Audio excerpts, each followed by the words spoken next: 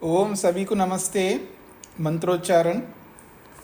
ओम सहनाववतु सहनौ भुनक्तु सह वीर्यं करवावहै तेजस्विनावधीतमस्तु मा विद्विषावहै।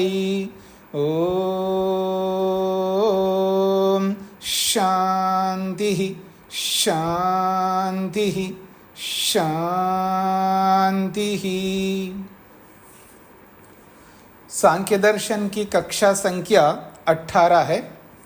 प्रथम अध्याय के 55 सूत्र पूरे किए। पिछले 19वें सूत्र से लेकर के 54वें सूत्र तक जीवात्मा के बंधन के कारणों की चर्चा हुई।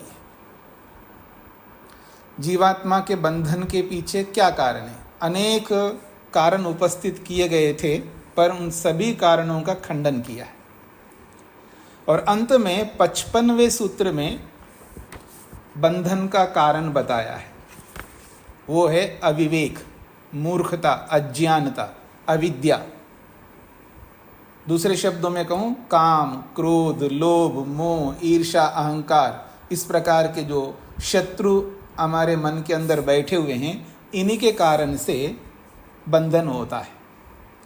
हर जन्म में जब भी हम उत्पन्न हो रहे हैं, जब भी शरीर को धारण करते हैं, शरीर धारण करने के पीछे, चाहे वो मनुष्य का शरीर हो, चाहे वो मनुष्येतर किसी भी योनि का शरीर हो, शरीर धारण के पीछे अर्थात शारीरिक बंधन, सूक्ष्म शरीर के बंधन, कारण शरीर के बंधन, 3 प्रकार के बंधन हैं। कारण शरीर, सूक्ष्म शरीर और स्थूल शरीर। इन शरीरों के बंधन में यदि आत्मा आता है, उसके पीछे एकमात्र कारण यहाँ पर 55वें सूत्र में अविवेक, मूर्खता, अज्ञानता को बताया। अब इस मूर्खता को, इस अज्ञानता को कैसे दूर किया जाए, कैसे इस मूर्खता को दूर किया जाए और इस बंधन से हम मुक्त हो जाए। क्योंकि हर व्यक्ति जेल में नहीं रहना चाहता, बशर्त ये है कि उसको ये एहसास होना चाहिए कि मैं जेल में हूँ। और जो ऐसा अनुभव नहीं करता, वो कभी भी इस जेल से बाहर निकलने की चेष्टा नहीं करेगा। तो हम सबको ये अनुभव करने की आवश्यकता है, मैं जेल में हूँ, बंधन में हूँ। और आत्मा बंधन में कभी नहीं रहना चाहता, वो स्वतंत्र रहना चाहता है। तो आइए इस बंधन रूपी जेल से बाहर निकलने के कारण को समझने का प्रयत्न करते हैं। कहते हैं, पृष्ठ संख्या 54 है, सूत्र संख्या 56 है।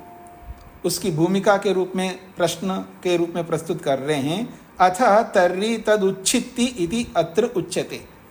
अथ, अब अविवेक को बताया है, तो तर्हि, तो फिर क्या करना चाहिए?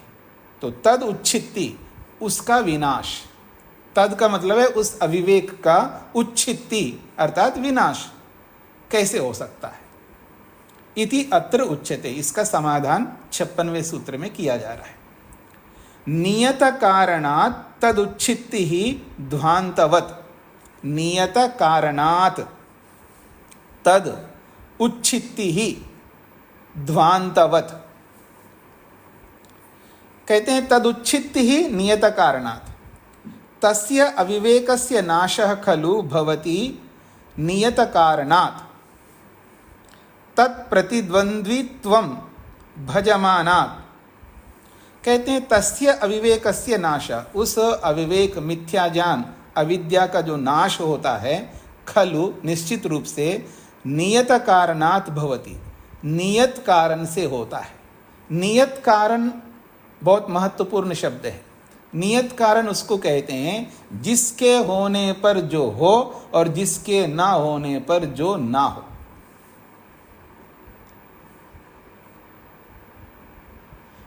किसी को आप पिता तभी कह सकते हैं क्योंकि उसकी कोई संतति है।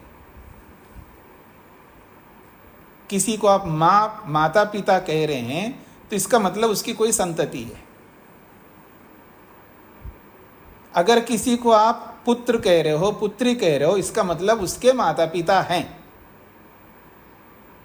या थे या जो भी आप कह सकते हो। पर क्योंकि पुत्र तभी होगा जब माता पिता हों, जिसके होने पर पुत्र होगा या पुत्री होगी, जिसके ना होने पर पुत्र पुत्री नहीं होंगे। अब आप विवाह ना करके आप संबंध बिठा करके पुत्र पैदा करते हैं या विवाह करके या जो भी आप करते हैं, पर उसके पीछे कारण होना चाहिए। वहां रजवीर का मिलना होना आवश्यक है, उसके बिना संतति उत्पन्न नहीं हो सकती है। या आप गर्भ में शरीर में मिला के रखो या बाहर मिला करके गर्भ में डालो, जैसे भी करो आपकी मर्जी, पर कारण होना चाहिए। तो जिसके होने पर, कारण के होने पर कार्य होता है, यदि कार्य है तो कारण के होने पर ही होगा। कारण को देख के कार्य याद आता है, कार्य को देख करके कारण याद आता है।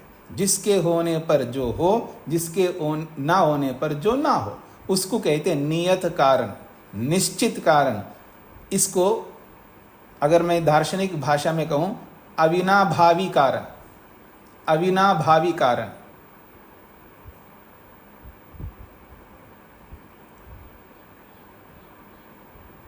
अवश्यम भावी कारण, कुछ भी बोल सकते, इसी को नियत कारण कहते हैं। अब तो आपको स्पष्ट हो गया होगा। और ये जो नियत कारण है, ये ऐसा नियत कारण है, तत्प्रतिद्वंद्वित्वम, उसका विरोधी कारण है। ये किसका विरोधी कारण है? ये अविद्या का, अविवेक का ये विरोधी कारण है। तो कह रहे हैं तत्प्रतिद्वंद्वित्वम भजमानात्। भजमानात् का मतलब है उसका सेवन करने से, उस अविवेक के प्रतिद्वंद्वी विरोधी कारण का भजमानात्, सेवन करने से।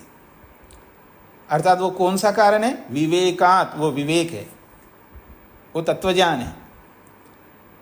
योग दर्शन की भाषा में कहूं, सत्व पुरुष अन्यता ख्याति नामक ज्ञान है। यस्मिन ही असति, यस्मिन ही असति तत्प्रवृत्तिर्भवति। यस्मिन ही असति, जिस विवेक के ना होने पर, तत्प्रवृत्तिर्भवति, उसकी प्रवृत्ति होती है, अर्थात बंधन की प्रवृत्ति, बंधन प्रारंभ होता है। सती च निवर्तते, और विवेक कारण के होने पर, सती का मतलब होने पर, किसके होने पर? विवेक के होने पर, निवर्तते, बंधन हट जाता है। फिर देखिएगा, यस्मिन ही असति, जिस विवेक के ना होने पर, तत्प्रवृत्तिर्भवति, बंधन प्रारंभ होता है, प्रवृत्त होता है। सती च, जिस विवेक के होने पर, निवर्तते, वो बंधन हट जाता है। कथम इव, कैसे होता है ये? कथम इव का मतलब है किस प्रकार होता है ऐसा। तो उच्यते, उसका उत्तर दे रहे हैं, ध्वांतवत। ध्वांत कहते हैं अंधकार को।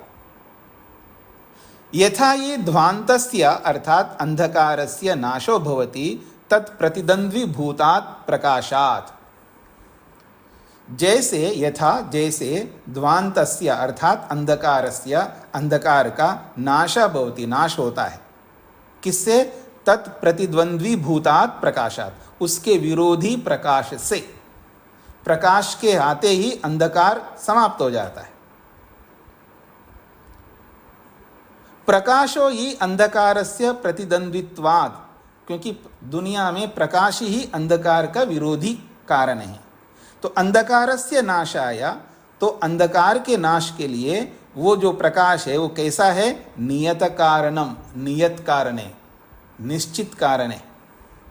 तथैव, जैसे अंधकार का प्रतिद्वंद्वी नियत कारण प्रकाश है, अंधकार का प्रतिद्वंद्वी, अंधकार का या यूं कहिएगा ध्वांत का जो प्रतिद्वंद्वी नियत कारण प्रकाश है, तथैव, ठीक उसी प्रकार से अविवेकस्य नाशाय, अविवेक को दूर करने के लिए, अविवेक को हटाने के लिए विवेको नियतम कारणम, ये जो विवेक है, तत्वज्ञान है, ये नियत कारण है। क्यों? तत्प्रतिद्वंद्वित्वात्, क्योंकि वो उसके विरोधी है। सांप और नेवला ये प्रतिद्वंदी कारण है एक दूसरे के, दोनों पसंद करते। सांप नेवले के समान है ये। कभी कभी बोला जाता है ये जो गुरु शिष्य है ना, ये बहुत लड़ते हैं। ये क्या गुरु शिष्य है, ये तो सांप नेवले के समान है। ये जो सास बहू है ना, ये नेवले और सांप के समान है, जो लड़ते रहते, हमेशा लड़ते रहते, चाहे वो मन से लड़े, चाहे वाणी से लड़े या शरीर से लड़े। क्यों जी? होता ही है ना, सास बहू जो है ना, ये लड़ते रहते हैं, चाहे मन से लड़े या वाणी से लड़े या शरीर से लड़े। तो जो हमेशा जिसका स्वभाव ही लड़ना है ना, वो सांप नेवले के समान है। ये दोनों विरोधी, प्रतिद्वंद्वी है। ये अलग बात है कि शब्दों से बोले ये तो मैं इसको बहू नहीं मानती हूँ, मैं तो इसको मैं बेटी मानती हूँ, भले शब्दों से बोले आप।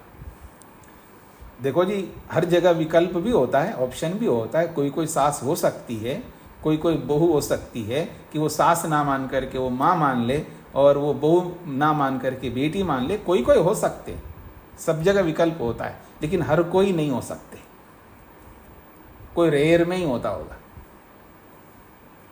खैर, तो आगे बढ़ता हूं जी। मैं आपके सामने नियत कारण समझ में आ गया होगा आपको। आपके सामने आ गया नियत कारण कैसा होता है, जिसके होने पर जो हो और जिसके ना होने पर जो ना हो, उसको नियत कारण कहते, अविनाभावी कारण कहते हैं, अवश्यम भावी कारण कहते हैं। तो इस अविवेक, मूर्खता, अज्ञानता को दूर करने का एकमात्र प्रतिद्वंद्वी कारण है विवेक, तत्वज्ञान। हाँ जी, स्वामी जी को क्या पूछना है? हम समझिए क्या एक और कारण बताते हैं ना, समवायी कारण। नहीं, वो अलग चीज है। वो वैशेषिक दर्शन की परिभाषा में समवायी कारण का मतलब होता है कि जो अपने में किसी गुण को धारण करता है उसको समवायी कारण कहते हैं। ठीक है ना, वो अलग प्रक्रिया है। जब वैशेषिक आएगा तब स्पष्ट करूंगा। यहाँ वो समवायी कारण का कोई अर्थ, कोई मैच नहीं इसके साथ में जी। तो मैं आगे बढ़ता हूं जी। 57वें सूत्र की भूमिका। ननु प्रकृति पुरुष योगो अविवेकात् तद विषयक अविवेकोच्छेदो भवतु विवेकात्। प्रश्नकर्ता एक प्रश्न कर रहा है। ननु का मतलब है अच्छा, मैं एक प्रश्न करना चाहता हूँ। ननु ये प्रश्न को बताने के लिए आता है। ननु ये अव्यय है। ननु का मतलब है अच्छा, हम प्रश्न कर रहे हैं आपसे। क्या? प्रकृति पुरुष योगो अविवेकात्। प्रकृति और पुरुष का जो योग होता है, संबंध होता है, वो अविवेक के कारण से होता है। तद विषय का अविवेक उच्छेदो भवतु विवेकात्। तो उस विषयक जो अविवेक का नाश है वो विवेक से भवतु हो जाए, हमें कोई आपत्ति नहीं। कहना क्या चाह रहा है? प्रकृति पुरुष का योग अविवेक से होता है और उसका नाश विवेक से होता है। ये हो जाए, हमें कोई आपत्ति नहीं है। किंतु हमारी आपत्ति ये है, प्रकृति पुरुषाभ्याम अतिरिक्तानाम महदादीनाम शरीरांतरभूतानां बुद्ध्यादीनां विषयेतु अविवेको अवस्थास्यते ही पुनः सो अनिष्टम कुर्यात् अत्र उच्यते। प्रकृति और पुरुष का जो है संबंध होता है अविवेक से, वियोग होता है विवेक से। हो जाए, हमें कोई आपत्ति नहीं। ये कौन कह रहा है? प्रश्नकर्ता। पर हमारा ये प्रश्न है, प्रकृति और पुरुष के अलावा, प्रकृति पुरुषाभ्याम अतिरिक्ता नाम, प्रकृति और पुरुष से अतिरिक्त जो बचे हुए बहुत सारे, कौन है वो? महदादि नाम। महद आदि, महद का अर्थ होता है महतत्व, और आदि नाम से बहुत सारी चीजें हैं। और वो कहाँ रहते हैं? शरीरांतरभूता नाम, और शरीर के अंदर रहते हैं। कौन है वो? बुद्धियादि नाम, बुद्धि आदि बहुत सारे पदार्थ हैं। कितने हैं जी? 18 पदार्थ हैं। उनके विषय में तो अविवेक अवस्थास्यति, उनके विषय में तो अविवेक रहेगा। आपने तो प्रकृति पुरुष का संबंध अविवेक के कारण से बोला है और विवेक के कारण से संबंध छूट जाएगा। प्रकृति का मतलब है सत्वर स्तंभ, पर उसके अतिरिक्त महतत्व आदि 18 तत्व हैं सूक्ष्म शरीर में, उनके संबंध में तो अविवेक तो बना रहेगा। पुनः तब तो सो अनिष्टम कुर्यात्, फिर वो अविवेक अनिष्ट करने लग जाएगा। ये प्रश्नकर्ता का प्रश्न है। अब मैं आपसे पूछना चाहूँगा कि आप लोगों को प्रश्न समझ में आया? क्योंकि प्रश्न समझ में आएगा तो उत्तर समझ में आएगा। किसी को प्रश्न नहीं समझ में आया हो तो पूछ सकते हैं। हाँ जी, शकुंतला जी, माता जी बोलिए। आप माइक खोलना पड़ेगा ना आपको। जी स्वामी जी प्रणाम। जी जी, ननु से लेकर ये 2 लाइनें जो है आप स्विच कर दीजिए। अच्छा, अभी ननु प्रकृति पुरुष योगो अविवेकात् तद विषयकात् विवेको छेदो भवतु, ये पूरी 2 लाइनें। अच्छा, अभी माता जी अभी तक मैं ये 2 लाइनों का अर्थ नहीं बता रहा था क्या? अब तक क्या किया था मैंने? जी, आपने यही कुछ किया, मेरी समझ में कम आया है, मैं अपनी समझ की बात कर रही। अच्छा, तो ननु कहते हैं प्रश्न, जब प्रश्न पूछना होता है तब ननु बोलते हैं। जैसे हम हिंदी में बात करते हैं ना, अच्छा आप ये बताइए, अच्छा आप ऐसा करिए, कुछ ना कुछ हम हिंदी में कुछ बोलते हैं ना, जिनसे भी प्रश्न करना होते हैं, तो उसके लिए ननु शब्द आया। अर्थात ये प्रश्न के लिए आया है, यानी प्रश्नकर्ता कुछ प्रश्न करना चाहता है। क्या? प्रकृति पुरुष योगो अविवेकात्, प्रकृति और पुरुष का जो योग होता है, संबंध होता है, वो अविवेक के कारण से होता है। तद विषय का अविवेक उच्छेदो विवेकाद् भवतु, और उस प्रकृति के साथ जो योग हुआ है वो अविवेक के कारण से हुआ है, तो उस अविवेक का जो उच्छेद, विनाश जो है, विवेकाद् भवतु, विवेक से हो जाए, हमें कोई आपत्ति नहीं है। किंतु का मतलब है हम एक बात कहना चाहते हैं। क्या कहना चाहते हैं? प्रकृति पुरुषाभ्याम अतिरिक्ता नाम, प्रकृति और पुरुष के अतिरिक्त और भी बहुत सारी चीजें हैं। कौन? महदादि नाम, जो महतत्व अहंकार आदि पदार्थ हैं, रहते कहाँ? शरीरांतरभूता नाम, जो शरीर के अंदर रहते हैं, उन्हीं के नाम गिना दिया दोबारा। बुद्धियादि नाम, जो बुद्धि आदि के नाम से कहे जाते हैं, इनके विषय में, बुद्धियादि नाम विषय, इनके विषय में तू अविवेक अवस्थास्यते, अविवेक तो बना रहेगा।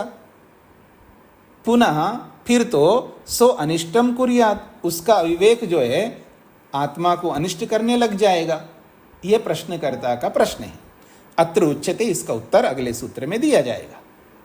स्वामी जी धन्यवाद। हाँ, ये माता जी ध्यान से सुना करें आप।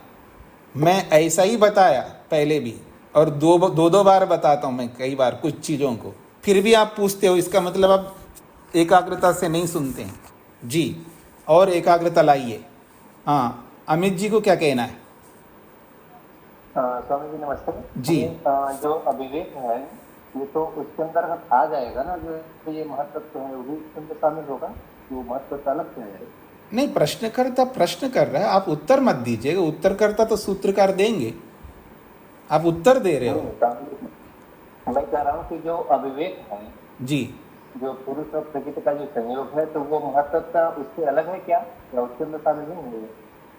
ये तो उत्तर में बता देंगे ना। प्रश्नकर्ता तो स्वतंत्रता से कुछ भी पूछ सकता है ना, आप तो उत्तर दे रहे हो। जी जी जी। और किसी ने हाथ खड़ा किया था, अंजलि जी ने किया था क्या? हाँ जी, नमस्ते जी। हाँ जी, मैंने ये प्रश्न ही नहीं समझ आया था, पर अब ये समझ आ गया माता जी, इसके लिए आपने दोबारा बताया ना स्वामी जी, तो समझ आ गया। धन्यवाद। ठीक है, अब उत्तर देख लीजिएगा।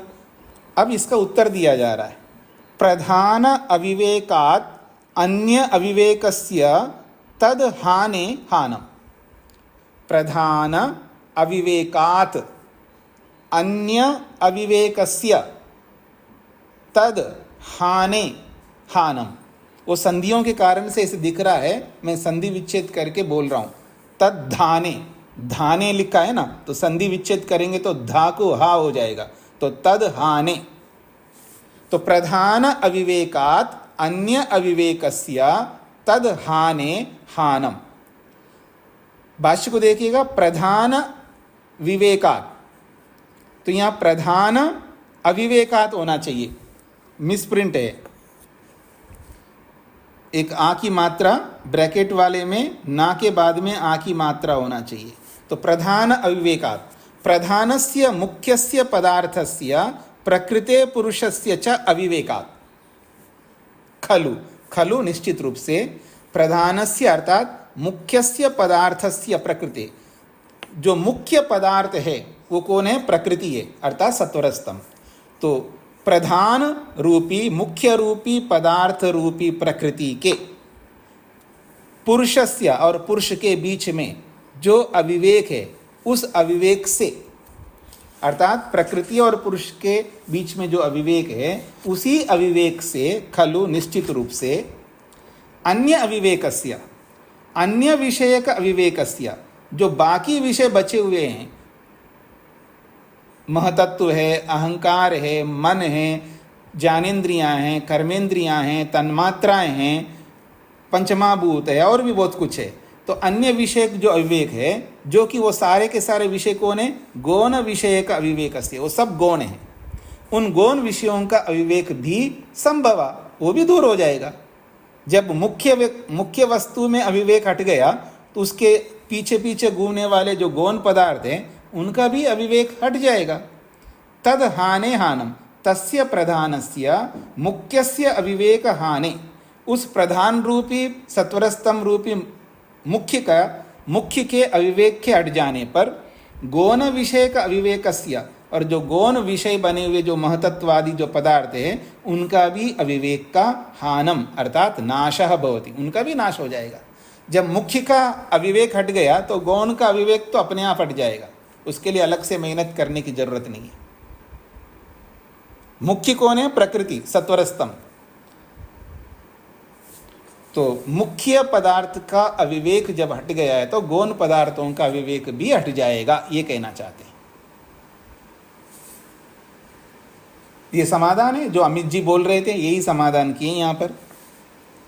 अब समझ में आ गया जी सबको? जिनको नहीं आया वो पूछ सकते हैं।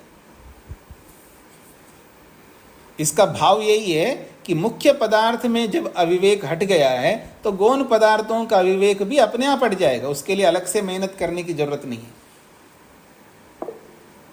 हाँ जी, मधु जी। स्वामी जी, मुख्य तो, स्वामी जी नमस्ते जी। स्वामी जी, मुख्य तो प्रकृति को कहा है, लेकिन गौण क्या होगा फिर? कमाल करते हैं, यही तो बताया जा रहा है। महतत्व है, अभी तो बताया था मैंने, महतत्व है, अहंकार है, मन है, ज्ञानेन्द्रियां, कर्मेंद्रियां, तन्मात्राएं, पंचमाभूत और भी बहुत कुछ। जी ठीक है, धन्यवाद जी। सागर जी। नमस्ते स्वामी जी। जी। स्वामी जी, एक शंका है जी। कार्य रूप पदार्थों में अविवेक घटेगा या कारण रूप में, इसका क्रम क्या रहेगा? ऐसा है, कार्य कारण को अलग से नहीं देखना है, ये छुपी हुई बात है। जब प्रकृति पुरुष जो बोला जा रहा है तो प्रकृति पुरुष, प्रकृति से कारण को लिया जाता है, सत्वरस्तम को लिया जाता है। लेकिन हमारा संबंध कार्य पदार्थों के साथ सीधा रहता है। हमारा जो संबंध है, जैसे मूल संबंध है शरीर के साथ पहले हैं, फिर शरीर के अंदर बाद में घुसते हैं, पहले शरीर को समझते हैं हम लोग। एक प्रक्रिया है स्थूल से सूक्ष्मता की ओर जाने की, और दूसरी प्रक्रिया है स्थूल से सूक्ष्म की ओर स्थूल से सूक्ष्म की ओर जाने की एक प्रक्रिया है, और एक प्रक्रिया है सूक्ष्म से स्थूल की ओर जाने की। और ये दोनों बातें स्वयं सांख्य दर्शनकार कपिल जी आगे बताएंगे। जी सागर जी, दोनों प्रकार से जा सकते हैं हम, सूक्ष्मता से स्थूल की ओर जा सकते हैं और स्थूल से सूक्ष्मता की ओर जा सकते हैं। ये हमारी विवक्षा के ऊपर है, व्यक्तियों के ऊपर निर्भर करता है। सबका अलग अलग दिमाग होता है, कौन किस तरह विचार करता है, किस तरह चलता है, उस पर निर्भर करता है। सागर जी। धन्यवाद स्वामी जी। जी। अब मैं आगे बढ़ता हूं जी। ये तो बता दिया जी, अविवेक को हटाने का कारण विवेक है। अब ये जो बात बताई जा रही है, बंधन का अर्थ होता है दुख, जिसको हम नहीं चाहते। तो आप ये समझ लीजिएगा, जहां कहीं पर भी दुखी होते हैं आप, उस दुख के पीछे अविवेक ही कारण होता है, क्योंकि दुख मिलता है अविवेक से, अविद्या से। अविद्या का एकमात्र काम है दुख देना, और विद्या का एकमात्र काम है सुख देना। तो जहां दुख है वहां अविवेक है।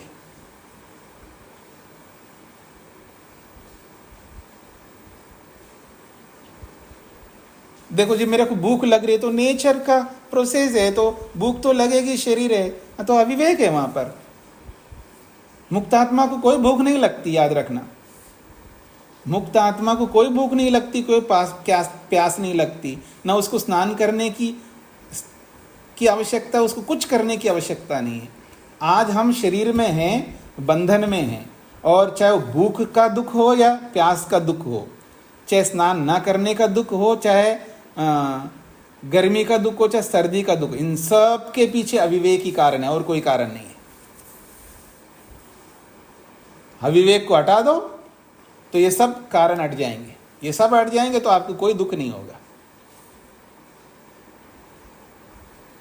कितना दुखी आदमी, कितना दुखी है।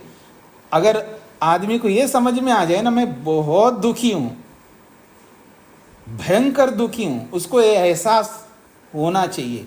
नहीं होता, इसलिए तो मजे से जी रहा है, उसको लगता मजे में हूं, मैं आनंद में हूं। हाँ जी भाई साहब, कैसे हो? और भगवान की बहुत बड़ी कृपा है, आनंद मंगल है, सब कुछ ठीक है, सब वेल सेटल्ड है जी। मेरे सब बच्चे जो है ना वेल सेटल्ड है, कोई दिक्कत नहीं है, मजे में हूँ। क्यों मधु जी? हाँ, मजे में हैं हम। तो ये एहसास करना पड़ेगा व्यक्ति को कि मैं बहुत दुखी हूँ। और ऐसे मिथ्या कल्पना से एहसास करने की बात नहीं कर रहा हूँ, वास्तविकता है। क्योंकि आदमी को देखना नहीं आता है, दुख को देखना भी आना चाहिए, दुख को देखना आना चाहिए। आप में से जितने भी लोग योग दर्शन पढ़े हैं, उनको मैंने दिखाया दुख कैसे होते हैं, कितने होते हैं, और किस किस तरह हम दुखी होते हैं, बहुत दिखाया मैंने आप लोगों को। बस दिखाया तो है, अब आप देखने का काम आपका है। मैंने तो दिखा दिया, पर देखने का काम आपको करना है। तो आइए एक अलग प्रसंग है। हाँ जी, वेद प्रिया जी। स्वामी जी, अभी जैसे आप बता रहे हैं कि जहाँ जहाँ पर हम दुखी होते हैं उसके पीछे हमारी अविद्या या अविवेक काम कर रहा है जी। तो स्वामी जी, 20वें सूत्र में हमने अविद्या की शाब्दिक अर्थ का पढ़ा था। अविद्या अर्थात विद्या का अभाव, और जिसकी सत्ता ही नहीं है, इसके कारण जीवात्मा को भी बंधन में नहीं आता है जी। तो अभी फिर कैसे समझेंगे? आप उल्टा क्यों चल रहे हो फिर? आप वहां अविद्या विद्या का अभाव होता है, यहाँ अविद्या मूर्खता की बात हो रही है, यहाँ अभाव की थोड़ी बात हो रही है। यहाँ अविद्या का मतलब मूर्खता, अविवेक का मतलब मूर्खता है। अविवेक का मतलब विवेक का अभाव नहीं बताया जा रहा है। वहां पर भी मैंने बताया था कि अविद्या के बहुत सारे अर्थ होते हैं, उन बहुत सारे अर्थों में विद्या का अभाव भी अविद्या को कहते हैं, उस अर्थ में वहां पर वर्णन किया था। बाकी अविद्या के और भी बहुत सारे अर्थ हैं ना, वो सारे अर्थ लागू होंगे। यहाँ अभाव को लेकर के नहीं बोला जा रहा है जी। ठीक है जी जी। अब एक प्रसंग प्रारंभ किया जा रहा है। हाँ जी, शेखर जी। जी जी जी। स्वामी जी, हम संसार में जो भी कुछ करते हैं, संसार में जी रहे हैं, तो हमें ये ऐसा लगता है कि हम सुखी हैं जी। तो कोई काम करते हैं, सुख की मात्रा ज्यादा लगता है तो तभी हम करते हैं जी। वो हमारी अविद्या के कारण कर रहे हैं हम जी। लेकिन फिर जब योगी मुक्ति के मार्ग, तो वो क्या दुखी मतलब दुखी रहता है, और फिर उस दुख के कारण उसमें मतलब विवेक के कारण वो दुख देखता है और दुखी रहता। नहीं, साधना करता हुआ मोक्ष को पाता है। कैसे देखें इसको? आपका वॉइस ब्रेक हो रहा है, लेकिन समझ में आया मेरे को। कि योगी दुख को ज़्यादा देखता है, और जहाँ सुख दिखता है, यानी संसार में सुख भी और दुख भी है, दोनों को वो देखता है, लेकिन सुख में भी दुख मिला हुआ देखता है। जैसे योग में आपने पढ़ा है कि सुख के अंदर भी 4-4 दुख मिले हुए देखते हैं, मतलब एक सुख में 4-4 दुख मिले हुए देखता है वो, तो वो सुख भी उसको दुख रूप दिखता है। तो उसको सब संसार में सुख के स्थान पर दुख ही दुख दिखता है, पर वो दुखी होता नहीं है। दिखना अलग है, होना अलग है। तो वो उन दुखों को देख करके, अब अगर इसी संसार में मैं रहने की चेष्टा करूंगा तो मैं दुखी हो जाऊंगा। मैं इस संसार से ऊपर उठ करके इस दुख से बचना चाहूंगा कह करके मेहनत करके और मुक्ति को प्राप्त करता है। जी शेखर जी। जी स्वामी, तो वो मतलब एक किस्म से दुख तो देखता है, इसका मतलब वो दुखी होता है। देखिए, दुख को देखना अलग है, दुखी होना अलग है। यानी और एक और सूक्ष्मता से बताता हूं मैं, दुख का अनुभव करना और दुखी होना भी अलग है। जैसे ईश्वर मल में रहता है, मल में सब जगह रहता है, व्यापक है, सर्वव्यापक है। जहां हम मल करते हैं उस मल में भी ईश्वर रहता है और उस मल का अनुभव भी करता है, पर दुखी नहीं होता है, उससे परेशान नहीं होता है। और सूक्ष्म बात है, ये समझने वाली बात है। तो योगी दुख को देखता है, दुख को अनुभव करता है, लेकिन उस दुख से दुखी नहीं होता है। पर अगर मैं इन दुखों में रहूंगा तो एक दिन जरूर मैं भी दुखी होने लगूंगा, इसलिए वो इन दुखों से ऊपर उठ करके मुक्ति के लिए मेहनत करता है और मुक्ति को प्राप्त कर लेता है। जी जी जी स्वामी जी, धन्यवाद जी। जी पीछे एक बात आई थी जो हम पीछे पढ़ते हुए आ रहे थे, जीवात्मा के बंधनों के कारणों को बताते हुए एक बात ये भी आई थी कि जीवात्मा अपने आप में शुद्ध है, नित्य है, बुद्ध है, मुक्त है। उसको असंगो अयम पुरुषा कहा है। उसी बात को लेकर के आगे प्रश्न किया जा रहा है और उसका समाधान भी किया जा रहा है। असंगो अयम पुरुषा उच्यते, इस पुरुष को, आत्मा को असंग कहा जाता है। मतलब वो किसी जड़ वस्तु की संगति में किसी भी जड़ वस्तु के साथ घुल मिल नहीं सकता। किसी के साथ घुल मिल ना करना ही असंग कहलाता है। तो पुरुष आत्मा को असंग कहा जाता है। पुनः कथम असंगे पुरुषे अविवेक प्रसंगा, फिर असंग इस आत्मा में अविवेक का प्रसंग क्यों ला रहे हो आप बीच में? क्योंकि किसी के साथ वो घुल मिलता नहीं है, तो अविवेक के साथ भी घुल मिलेगा नहीं। फिर इस अविवेक का प्रसंग ला करके बिना मतलब आप हमसे मेहनत क्यों करवा रहे हो जी? इस अविवेक को हटा दो, इसके लिए इतने लंबे चौड़े पापड़ पेलना पड़ता है, सुबह से लेकर रात तक आए, मतलब रात दिन जो है लगा रहना पड़ता है। एक बार सावधानी हटी, दुर्घटना घटी। इतना मेहनत क्यों करवाना चाह रहे आप? जब असंग है तो वो किसी की संगति में नहीं जाएगा, चाहे वो अविवेक हो चाहे विवेक हो। किसी के संगति मतलब कोई चिपक नहीं सकता आत्मा के साथ, चाहे वो अविवेक हो चाहे विवेक हो। हाँ याद रखना, विवेक भी नहीं चिपकेगा आत्मा के साथ। ये जो तत्वज्ञान कहते हैं हम लोग, तत्वज्ञान, विद्या, जो भी आपके पास बहुत विद्या है जी, तो आपके पास जो भी विद्या है वो आत्मा के साथ चिपका नहीं रहता है, वो आत्मा में रहता ही नहीं, आत्मा में जाता ही नहीं, चाहे वो विवेक हो चाहे अविवेक हो। तो इस अविवेक के कारण से इतनी सारी बातें आप कर रहे हो, जबकि आप आत्मा के विषय में आपने ही कहा था असंगो अयम पुरुषा। ये तो जीवात्मा किसी भी संगति में नहीं जाता, किसी से घुलता मिलता नहीं है, तो फिर अविवेक का प्रसंग क्यों ला रहे हो? इति आकांक्षायाम उच्यते, इस आकांक्षा में अगले सूत्र को बोला जा रहा है। प्रश्न समझ में आ गया जी सबको? रेशा जी को क्या पूछना है? ओम नमस्ते जी। जी जैसे आप कह रहे हैं ना दुखों को देखना जी, तो ये जो आपने योग दर्शन में 84 प्रकार की हिंसा बताई, वे दुख है? नहीं, हिंसा से दुख मिलता है, हिंसा अलग है, उससे मिलने वाला दुख अलग है जी। झूठ अलग है, झूठ से मिलने वाले दुख अलग है। हाँ जी। जी धन्यवाद जी। तो ये जो प्रश्न किया है उसका समाधान 58 सूत्र में बताया जा रहा है। वांग मात्रम नतु तत्वम चित्त स्थिते है। बहुत महत्वपूर्ण बात कही है। इस सूत्र को वहाँ पर भी योग दर्शन में जो बोला गया वहाँ पर भी आप जोड़ सकते हैं। अभी भी कई लोगों के मन में, जिन्होंने योग दर्शन भी पढ़ा है, उनके मन में भी कई बार ये प्रश्न रहता है।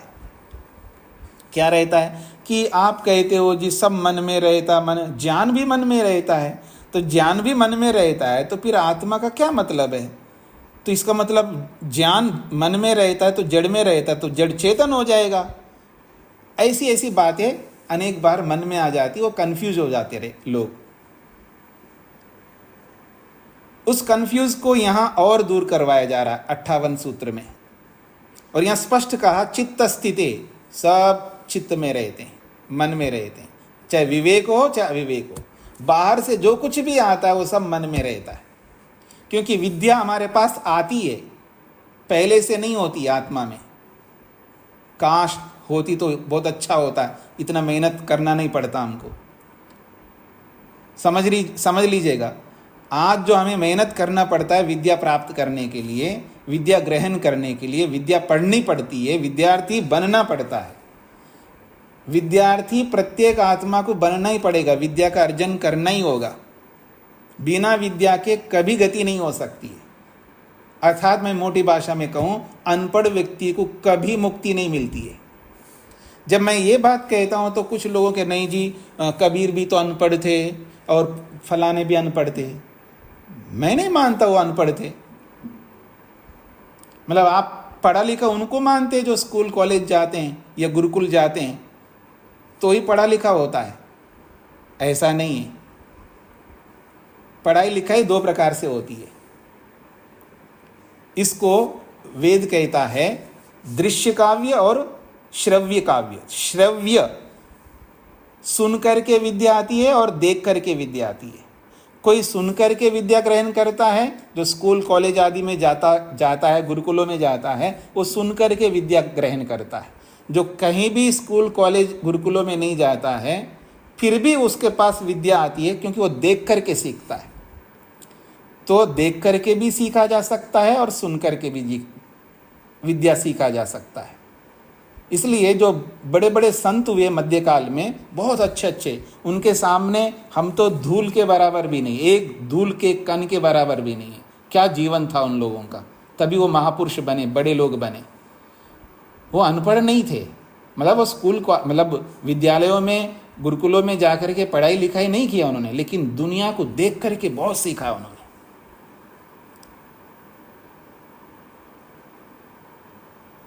और हम इतना सीख करके भी नहीं बन पा रहे। वो गुरुकुलों में अध्यापकों के पास जाए भी नहीं, सीख करके इतने बड़े बने।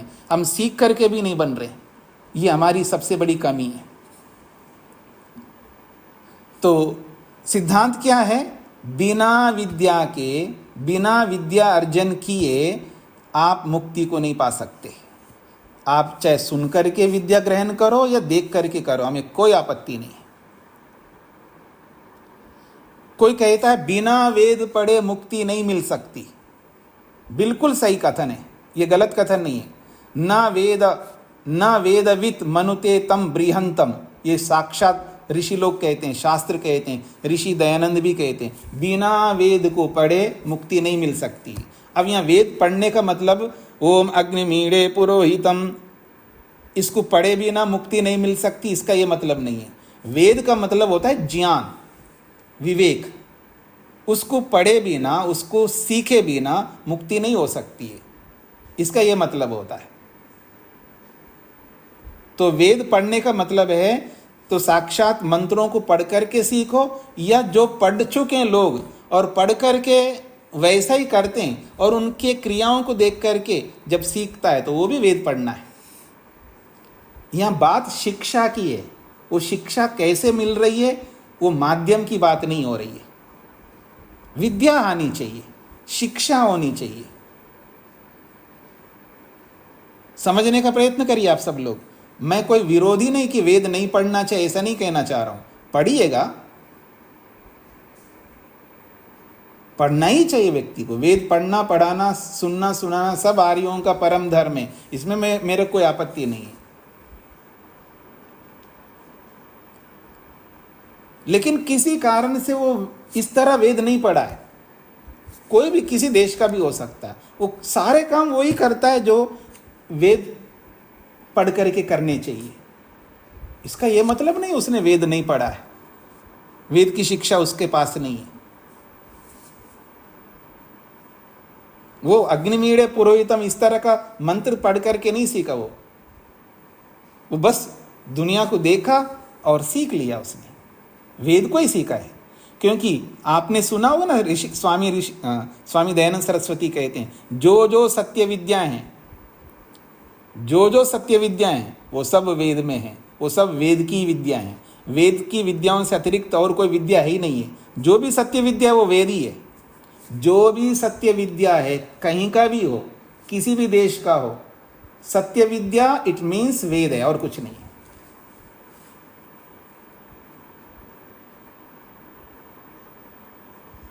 इसलिए इन बातों को ऐसे रिजिड भी नहीं होना चाहिए आदमी को, मतलब लकीर के फकीर नहीं होना चाहिए। उन पंक्तियों का मीनिंग समझना चाहिए, शास्त्र क्या कहता है उसको समझना चाहिए हमको। मतलब थोड़ा विशाल हृदय बन करके देखना चाहिए। शिक्षा कहीं से भी सीख सकते हम लोग। इसका ये अर्थ बिल्कुल नहीं है कि अच्छा फिर तो जी ये इन वेदों को हम नहीं पढ़ें, इन दर्शनों को नहीं पढ़े, आपकी कक्षा भी हम नहीं आएंगे, आपकी कक्षा में हम वैसे सीख लेंगे। सीख लो, हमें कोई आपत्ति नहीं, सीखना जरूरी है, सीखना जरूरी है। लेकिन कोई आदमी ये पढ़ना भी बंद कर दे और सीखे भी नहीं है, ये ज़्यादा हानिकारक है। इतना आसान नहीं है। अगर ऐसा ही होता है तो फिर कोई पढ़ाई, स्कूल, कॉलेज आदि खुलेंगे नहीं, सब बंद कर दो, अपने आप सीख लो। अपने आप नहीं सीखा जा सकता। कोई निकल आता है रेयर में, उसके पिछले जन्मों में न जाने कितने बार उसने अध्यापकों से शिक्षा ग्रहण की होगी। अब इस जन्म में वो ऐसा आ जाता है, उसके इतने ज़्यादा संस्कार आ जाते हैं पिछले जन्मों के कि वो बिना किसी अध्यापक से सीख करके ऐसे देखने मात्र से सीख लेता है।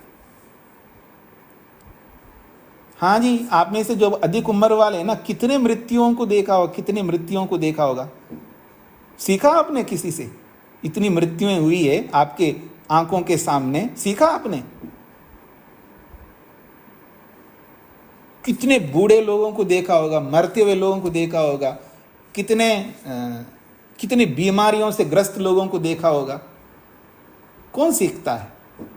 वो सीखता है जिसके पीछे बहुत ढेरों ऐसे संस्कार हो, और वो किसी रोगी को देख करके ही उसको वो सीख लेता है। उसको किसी मरते हुए को देख करके आदमी तो चूहे को देख करके सीखता है। ऋषि दयानंद ने किसको देख के सीखा है? चूहे को देख करके तो विवेक हुआ उनको। तो ये संस्कार काम आते हैं पीछे के, और हम लोग जो पढ़ रहे हैं ये संस्कार बनाने के लिए पढ़ रहे हैं। ऐसे संस्कार बनाते जाओ, पढ़ते जाओ, बनाते जाओ। एक दिन बोलते हैं ना लोग, एक दिन ऐसा आएगा हमारे जीवन में, हमें भी विवेक हो जाएगा। उसी के लिए सारा मेहनत है। तो आगे बढ़ता हूं जी। वांग मात्रम न तु तत्वम चित्तस्थिते पुरुषे अविवेक प्रतिपादनम कथन मात्रम उपचर्यमानम तु भवति ही न तत्वम न तात्विकम। पुरुषे अविवेक प्रतिपादनम, पुरुष में अर्थात आत्मा में अविवेक का जो कथन किया जाता है, प्रतिपादनम का मतलब है कथन मात्रम। तो पुरुष में अविवेक है, इस आदमी में मूर्खता है, ये आदमी बहुत मूर्ख है, इसकी आत्मा बड़ी मलिन स्थिति में है, ये तो केवल कथन मात्र है। अर्थात केवल अर्थात केवल बोलने की ये भाषा है। उपचर्यमानम तु भवति, ये केवल उपचर्यमान है, अर्थात केवल व्यवहार मात्र है। बोलने के लिए बोला जाता है, व्यवहार मात्र के लिए। न तत्वम न तात्विकम, ये यथार्थ नहीं है। यथार्थ क्या है? चित्त स्थिते, चित्त शब्दो अंतकरणार्थ, यह चित्त शब्द अंतकरण के लिए आया है। तस्य अविवेकस्य चित्ते अंतकरणे अवस्थानात्, ये जो अविवेक है, ये सारा का सारा अविवेक अंतःकरण में रहता है।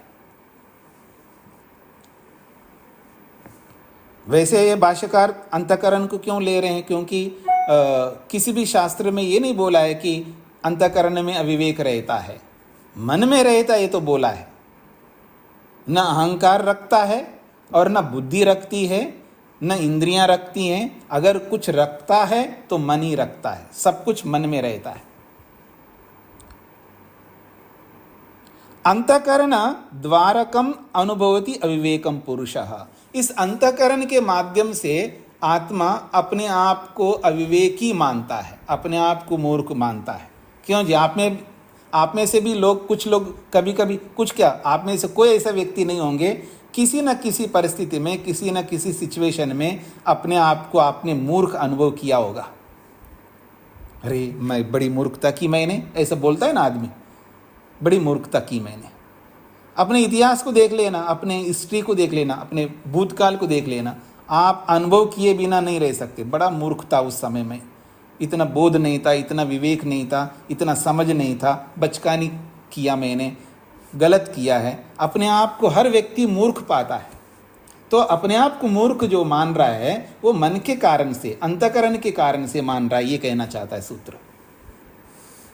हाँ जी, सागर जी को क्या कहना है? नमस्ते स्वामी जी। जी स्वामी जी, सूत्र के संबंध में कुछ शंकाएं हो रही हैं। जी स्वामी जी, अविवेक ज्ञान का अभाव नहीं है, अविवेक की सत्ता है। जी जब पुरुष को अविवेक नहीं होता तो फिर उसका बंधन कैसे है? जी, यह शंका हो रही है स्वामी जी। नहीं, दोबारा बोलिए आप अपने प्रश्न को। स्वामी जी, अविवेक की सत्ता होती है। हाँ जी, बिल्कुल। अविवेक सत्तात्मक है जी। और ये जब पुरुष को अविवेक नहीं होता, भाष्यकार के अनुसार अंतःकरण को होता है, तो अंतःकरण तो जड़ है, और पुरुष में जब अविवेक नहीं है तो उसका बंधन कैसे? नहीं, अंतःकरण, भाष्यकार ये नहीं कहना चाह रहा है कि अंतःकरण को अविवेक होता है। भाष्यकार ये कहना चाह रहा है अविवेक अंतःकरण में रहता है। रहना अलग चीज है और अनुभव करना अलग चीज है। रहने को कोई वस्तु कहीं भी रह सकती है, लेकिन उसका अनुभव आत्मा ही करता है। भाष्यकार ये नहीं कहना चाहता कि अविवेक को होता है, मतलब अंतःकरण को होता है, ये नहीं कहना चाह रहा। अंतःकरण में अविवेक रहता है, ये बोला है। अवस्थान शब्द का प्रयोग किया है। चित्ते अंतःकरणे अवस्थानात्, अंतःकरण में रहने के कारण से। जी सागर जी। स्वामी जी, इसमें एक शंका यह है, आत्मा का अंतःकरण से संयोग तो पश्चात में हुआ, लेकिन अविवेक तो पहले हुआ, तो वह किस निमित्त से हुआ? पहले का मतलब? अंतःकरण तो शरीर में जब बंधन में आया उसे तब मिला जीव को, जी, साधन के रूप में। जी। अविवेक तो अंतःकरण शरीर से, सुख शरीर से पहले उसको हो गया। किसको हुआ? जीवात्मा को। पहले कहाँ? और जब अंतःकरण के साथ हुआ तो सब मिल गया स्वामी जी। अच्छा, आप ये कहना चाह रहे हैं कि जीवात्मा के साथ जब ये अंतःकरण मिलता है तो अंतःकरण जीवात्मा के साथ बंधन से पहले ही अविवेक हुआ, तो कैसे हुआ, ये प्रश्न है ना आपका? जी स्वामी जी। हाँ, तो उसका उत्तर बहुत सरल है। उसका उत्तर पिछले जन्म में हुआ। अब आप वहीं जाओगे, सबसे पहले कब हुआ? वो सबसे पहले कभी नहीं आएगा, कोई प्रारंभ नहीं है। हमारे इतिहास में, हमारी हिस्ट्री में, वैदिक सिद्धांत में, या किसी भी सिद्धांत को आप ले लो, प्रारंभ ही नहीं है, ना अंत है। ये प्रवाह से अनादिकाल से चला आ रहा है। जी सागर जी। धन्यवाद स्वामी जी। हाँ जी, अंजलि जी। आचार्य जी नमस्ते। मेरी एक बड़ा प्रश्न है, मैं आई थिंक आपसे पूछना जी, कंफ्यूजन ये है कि आत्मा सुखी दुखी होता है ना, या ये मन सुखी दुखी होता है? नहीं, देखिए, सुखी दुखी तो आत्मा होता है, लेकिन इसका यह मतलब नहीं है आत्मा में सुख आ गया इसलिए दुख सुखी होता है, और आत्मा में दुख आए इसलिए सुखी होता है। सुखी होने का मतलब होता है सुख को अनुभव करता है। अनुभूति करना, फील करना अलग चीज है, और जिसको फील कर रहा है वो उसमें होना अलग चीज है। जैसे बोला ना आपने, घुलता मिलता कुछ भी नहीं है उसके साथ आत्मा में। हाँ जी, बिल्कुल घुलता मिलता नहीं है जी। तो ये कॉन्ट्रडिक्टरी नहीं है कि भाई एक जगह कह रहे हैं घुलता मिलता नहीं है और दूसरी जगह देखिए सुखी और दुखी होता है, तो सुखी दुखी नहीं, सबसे पहले आप अपना वीडियो ऑन करिए। हाँ जी हाँ जी, आप मेरे को देख रहे हैं? हाँ जी हाँ जी देख रहे हैं, तो आप मेरे में घुल मिल गए क्या? मतलब आप मेरे को अनुभव देख रहे का मतलब है आप मेरे को अनुभव कर रहे हैं, नहीं कर रहे हैं? हाँ जी। तो क्या आप मेरे में घुल मिल करके अनुभव कर रहे हैं या दूर से अनुभव कर रहे हैं? दूर से। तो इसका मतलब ये है अनुभूति जो है वो दूर से की जाती है, और आत्मा, जीवात्मा हमेशा दूर से ही अनुभव करता है। उसके अंदर कोई वस्तु आके घुल मिल जाए तब अनुभव करता है, ऐसा नहीं है। मेरे में सामर्थ्य है, मैं दूर से अनुभव करने का सामर्थ्य रखता हूं, ये मेरा नेचर है जी।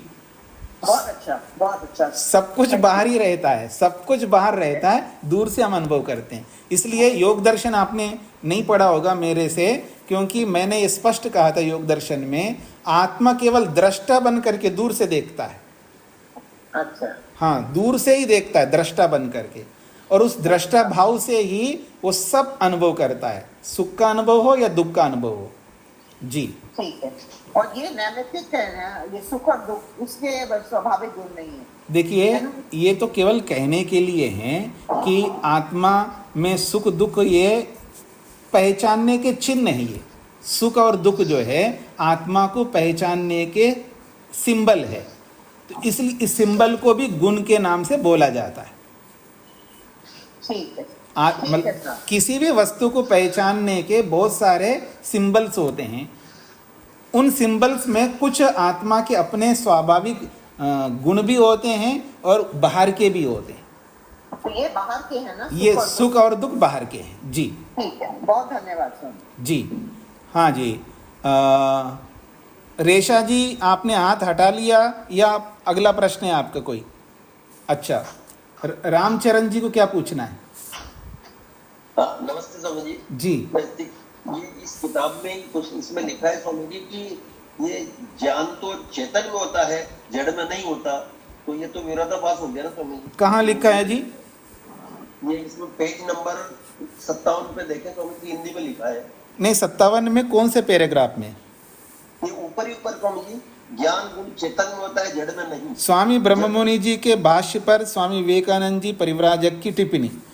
इनकी मान्यता के अनुसार पुरुष में अविवेक होता नहीं। यदि पुरुष में अविवेक नहीं होता तो वह बंधन में कैसे आता है? अच्छा, वो ये कहना चाह रहे हैं यहाँ पर कि अविवेक या विवेक जो भी है वो सब पुरुष में होता है, जड़ में नहीं होता, ऐसा उनका मानना है। ये मतलब यहाँ ये जो क्या कहते हैं अनुवादक जो स्वामी विवेकानंद जी हैं, उनका ये मत है, उनका व्यक्तिगत मत है। कोई भी कुछ भी मान सकते हैं, पर यहाँ साक्षात सूत्र कहता है, वेद भाष्य वेद व्यास जी कहते हैं, व्यास भाष्य में कहते हैं, सूत्रकार पतंजलि कहते हैं, और यहाँ पर कपिल जी भी कहते हैं चित्तस्थिते। इसको नकार नहीं कर सकते, ठीक है ना जी। वो उनकी व्यक्तिगत है, हर व्यक्ति अलग अलग अपने अपने सिद्धांतों को रखते हैं। किसी का और कोई प्रश्न है जी? हाँ, उमानंदन जी। स्वामी जी प्रणाम जी। स्वामी जी, एक मेरा अंदर से एक प्रश्न इससे संबंधित थोड़ा सा उठता है जी। जैसे हम इतनी उम्र में आकर के इस सब चीजों को समझ रहे हैं और पढ़ रहे हैं, तो ये हमारे संस्कार हमारे साथ आगे किस प्रकार जा पाएंगे? मतलब आगे हम इसका अभ्यास इतना ज्यादा नहीं कर पाएंगे। हाँ, तो कोई बात नहीं, जितना आप कर सकेंगे, जितना आप कर सकेंगे। जिस दिन भी मरेंगे हम लोग तो ये सब साथ जाएगा जो हमने मेहनत किया है। फिर अगले जन्म में जल्दी हम इस रास्ते में आगे बढ़ेंगे। एक जन्म में तो मुक्ति नहीं होती है ना जी, अनेक जन्म चाहिए। तो इसलिए इस चिंता में कभी किसी को नहीं जाना चाहिए कि हमारी उम्र तो बहुत कम है, आज ही हमको पता चला, काश अच्छा होता बचपन से पता लगता। उसके बारे में सोचना नहीं, जिस दिन पता लगता उसी दिन हमारा सबेरा है, और तब से ही हम मेहनत करेंगे। और इसी शास्त्र में आप सब लोग पढ़ेंगे कि महर्षि कपिल जी कहते हैं न काल नियम वामदेववत, एक सूत्र आएगा आगे पढ़ेंगे आप लोग। मुक्ति के लिए काल का कोई समय पीरियड नहीं है कि इतना काल आप मेहनत करोगे तो मुक्ति मिलेगा। कोई 50 जन्म लगा सकता है, कोई 2-4 जन्म लगा सकता है।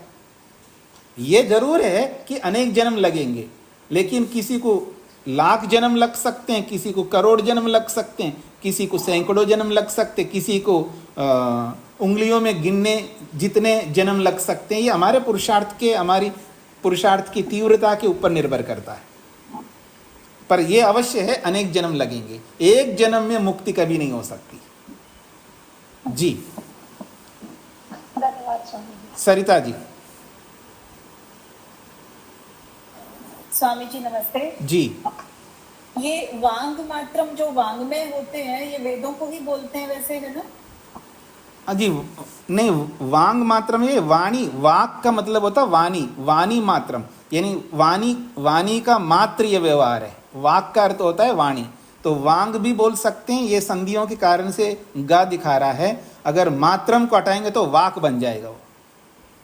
ठीक है स्वामी जी। ये वांग में भी बोलते हैं ना, वांग में मतलब उसका शाब्दिक अर्थ क्या होता है? वो जो अंग स्पर्श मंत्रों में वांग में आसी अस्तु जो बोलते हैं ना, वो वहां पर भी वाणी अर्थ है। अच्छा जी जी ठीक है। हाँ जी सुधा जी। ओम स्वामी जी स्वामी जी, भूख और प्यास अविवेक कैसे है, उसका कारण? नहीं, भूख प्यास अविवेक नहीं बोला, भूख प्यास से दुख मिलता है। और वो दुख क्यों मिल रहा है, भूख क्यों लग रहा है आपको, अविवेक के कारण से लग रहा है। मतलब आपके पास अविवेक है तभी शरीर में आए, इसलिए भूख लग रही है, इसलिए प्यास लग रही है, ऐसा है। अमित जी। धन्यवाद स्वामी जी। जी स्वामी जी, अभी आप मुक्ति की बात कर रहे थे स्वामी जी कि कितने जन्म लगेंगे, 2 साल लगेंगे या लाखों लगेंगे, तो इसमें से थोड़ा मैं प्रश्न पूछ रहा हूँ कि जैसे 1,97 करोड़ साल का अपना सृष्टि का जो क्रम है, इस वाली सृष्टि का, तो हम लोग क्या शुरू से हैं या हम लोग बीच में आना हुआ है हमारा, क्योंकि अभी तक तो हम मुक्त नहीं हुए हैं जी। तो हम कब से हैं, क्या 1,97 करोड़ साल से हैं या बीच में कहीं अटके? या बीच में आता? जी जी जी हाँ, तो शुरू से भी हो सकते हैं और बीच में भी आ सकते हैं। ये हमारे को इसका कोई डाटा हमारे पास में नहीं है जी, क्योंकि स्वामी जी अगर मुक्त होते तब तो हम प्रांत काल तक के लिए जाते, क्योंकि 36,000 बार सृष्टि बनती फिर समाप्ति तब तक के लिए, तो काम तो अभी हमने होमवर्क पूरा नहीं किया है। इसका मतलब हम लोग थोड़े से निकम्मे तरह के हैं कि जो हमने काम पूरा करके नहीं दिया, बार बार हमें आना जाना हो रहा है। ये तो सबके साथ जुड़ा हुआ है कि हम लोग आदि सृष्टि से बनते हुए आ रहे हैं या बीच में मुक्ति से भी आ भी सकते हैं। पॉसिबिलिटी किसी की भी हो सकती है, लेकिन इदम इत्थम, ये हम बीच में ही आए या हम शुरू से आए, ये कोई नहीं कह सकता। हाँ, योगी कह सकता है। जो आप योग दर्शन पढ़ेंगे आगे या पढ़े होंगे तो आपको पता चलेगा कि योगी जो संस्कारों पर साक्षात्कार करता है, संस्कारों के प्रति समाधि लगाता है, उसको पता लगता है कि मैं कब से इस सृष्टि में चला आ रहा हूँ। जी स्वामी, इसमें एक प्रश्न हो रहा है कि अगर अब प्रश्न नहीं करिए, नहीं अब प्रश्न नहीं करेगा, समय हो गया आपका, फिर कभी करिएगा। राजगोपाल जी क्या कहना है? स्वामी जी नमस्ते, ये कहना चाह रहा हूँ कि जो है सुख या दुख है वो बाहर है, किंतु उसका अनुभव आत्मा कर रही है। जी, तो ये क्या हो रहा है, उसका जो अनुभव कर रहा है वो बाहर का अनुभव कर रहा है, तो बाहर को तो ग्रहण कर रहा है, कर ही रहा है। ऐसा है कि इसके बारे में और आप लोगों को स्पष्ट करना होगा मेरे को, तो क्योंकि जिन लोगों ने योग पढ़ा है उनको तो समझ में आ रहा होगा, क्योंकि उन्होंने बहुत सुना इसके बारे में। जो पहली बार मेरी कक्षा में जुड़े हैं तो उनके लिए ये बातें आसान नहीं है समझना, वो धीरे धीरे सबको समझ में आएगा और मैं विस्तार से जैसे जैसे आएगा ये विषय तो बताता रहूँगा। तो इसको यहीं पर विराम देता हूँ। ओम शांति शांति शांति।